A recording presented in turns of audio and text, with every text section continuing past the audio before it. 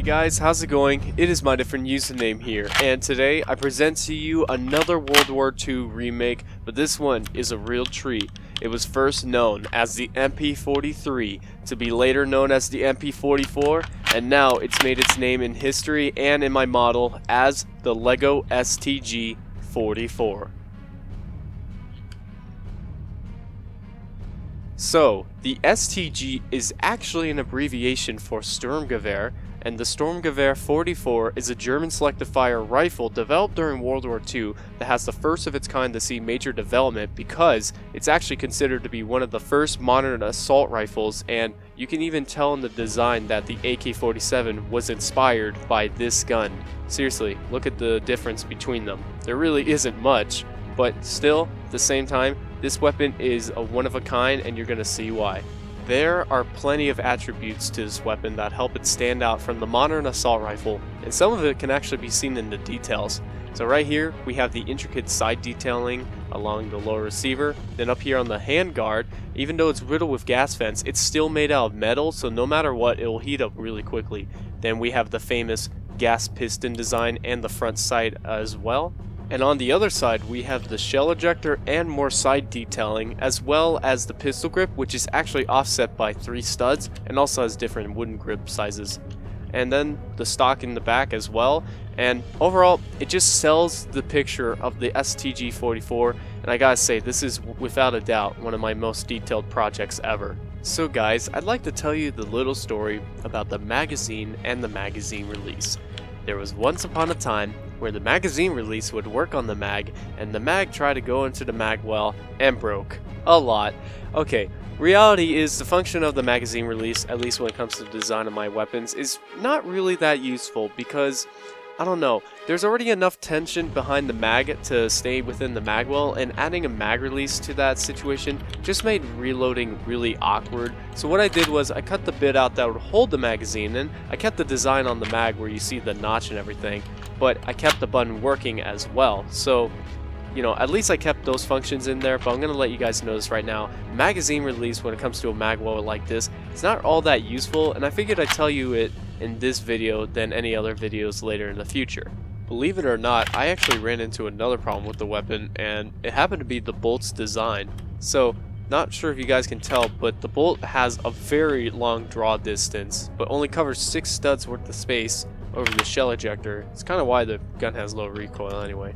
But besides that, it's because of the fact that I had to run a track along so it wouldn't dive or dip or anything, that added more tension behind it, and also I kind of went out of my way to make the rubber band not viewable from almost every single angle, so it provides a nice hidden design, and I kind of like to interpret that in all my future designs.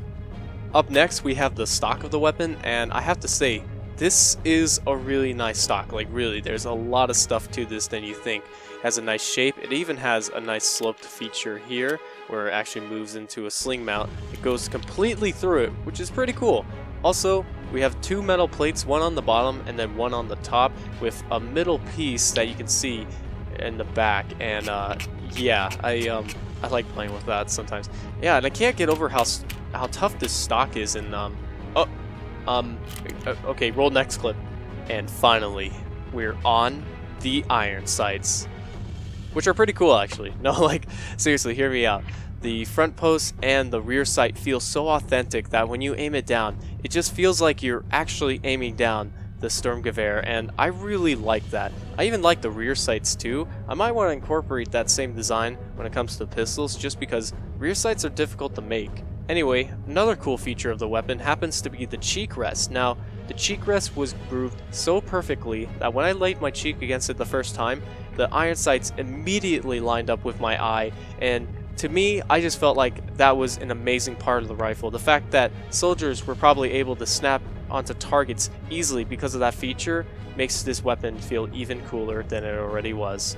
Overall, you guys, this weapon is nothing but amazing. Seriously, just the detailing behind it and the history make it such an iconic weapon, and the rifle is good itself. With that low rate of fire, it can help provide accurate long-range shots, and with that cheek rest lining up with the iron sights, make snapping onto targets very easy.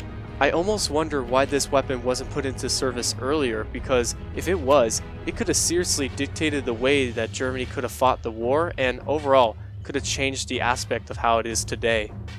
But anyway, let's finally take this bad boy and test it out.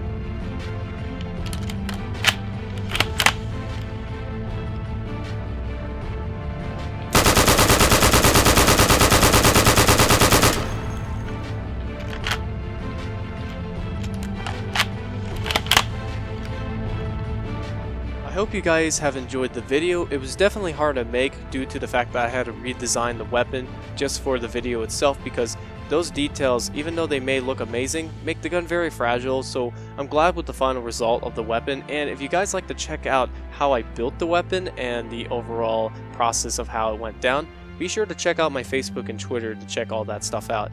But anyway, besides that, you guys, subscribe to see more World War II weapons, like, favorite, and comment if you have enjoyed, and as always, thanks for watching.